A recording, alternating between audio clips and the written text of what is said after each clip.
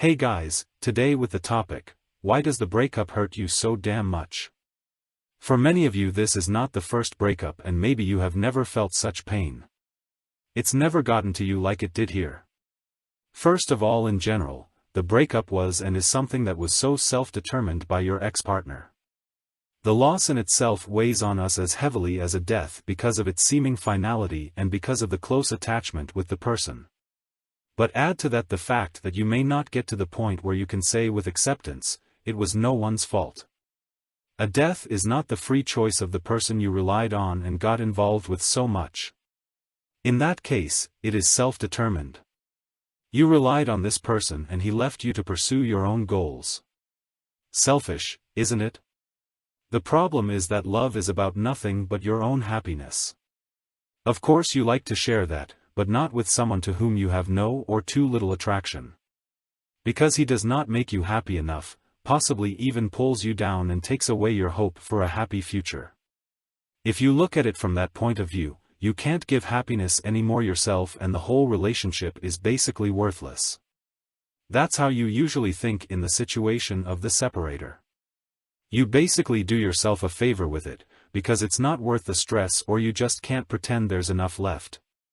Maybe you messed up too, which they can't forgive at that moment, but basically it was their decision to leave you alone even though you had planned so much. The planning was normal, after all, you thought it would never end. That's what you do in a relationship. But now you are not in that relationship anymore and what was planned is worthless. It's not as bad for them as it is for you, because they had time before the breakup to get over it and lock away any feelings that may have been left. Future fears, possible missing, emotional thoughts of the past. But you get it all in one fell swoop, and as if that weren't enough, thoughts like, if I don't do something quickly now, she'll be gone forever. In addition, she has placed herself far above you emotionally and in terms of values. You feel this directly, because she can't be reached by words anymore, everything you try fails or achieves the exact opposite, and this person, whom you felt as your safe haven for a long time, he doesn't seem to be interested in you at all anymore.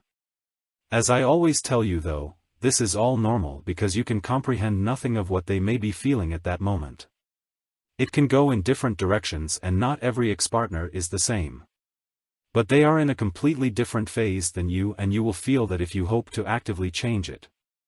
You probably already have, because the crap already starts with the question of why.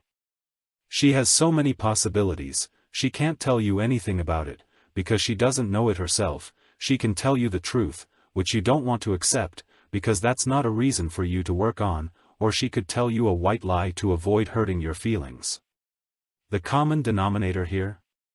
Her attraction is not enough to be with you and you can't separate the three options either way and really just want to know so you know what to do so you can change it. You can't, you're just hurting yourselves more by doing that. But you probably did, and then you add incomprehension on top of the fact that they obviously don't want you like that anymore. All of this can drive your self-worth into the ground, and when the loss of a loved one is compounded by the decimation of your own worth, what are you left with? But self-worth is all about your own perception and you are perceived as you give yourself. Of course, this may not correspond to your deepest conviction at the moment, but if you could pretend to be the one who loses something, that would be a plus in her eyes again. Of course, not manipulatively or to screw with her. That never works out well and you'll realize later how stupid it was. But I promise you, you will sooner or later reach the point where you can reflect on the relationship as it really was. At the latest then you will know where the problems were.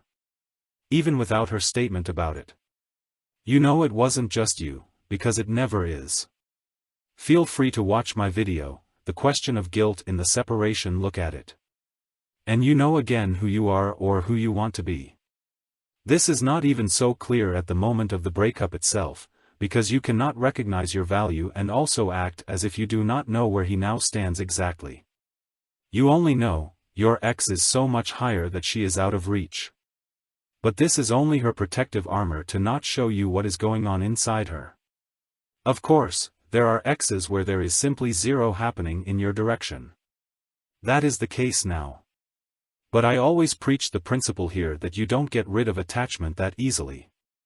Likewise, it is unlikely that the attraction you still have for them will be completely gone right away. It's not a simple numbers game, but to visualize it, when you meet she starts at say 40%. Then she gets above 50/60ths and you fall in love. Limerence Zach 100%. And now you have to keep her there, which of course is not possible, meaning she fluctuates between 60 and maybe 80%. When she breaks up with you, she has just fallen below 50 again, because that is not enough for a relationship. And that is the starting point after the breakup. Every stupid action like begging and negotiating reduces that now. But there is something else. They are just locking that away from you to avoid the embarrassment of a relapse. That is normal. That is human, and that will be the case in 99% of the cases. But you don't know that at the moment, and it all seems so pointless to you. Your ex is just a human being like everyone else. She has her fears and does not present her feelings directly to anyone who has the potential to rip out her heart. Because that would trigger rejection after a renewed request for relationship in her too. She is almost as vulnerable as you are at that moment, and if she didn't have her protective wall, you would see that directly and take advantage of it. But you don't. To summarize for the moment, she leaves you lying because she is more important to herself, shows you nothing of her feelings, it is none of your business in her eyes, and your self-worth is in the dirt. Is mourning and hanging on to the past the solution now? Or could you not do something about it with distraction, pursuing your own happiness and increasing your self-worth? The answer should be clear, and I don't blame anyone who can't see that at first glance. I could not myself. But the finality you think of in that moment is never given, and also behind the coldness of an ex there is so damn much more than it seems for you. It's not senseless that we feel this. It's something we need to process. But actively and not passively in the fetal position on the couch. Staring holes in the air and stimulating our grief with songs and memories of what was and what could have been. It hurts so much because at no moment do we have any more certainty where we ourselves stand and whether we can therefore ever catch up with her or someone like her again. But not knowing where you stand can be changed. You can change that and nobody else. But you have to do that for yourselves. Not to get her back, or you will misjudge your position. She's still on a pedestal, and you who must do everything that could have possibly disturbed her.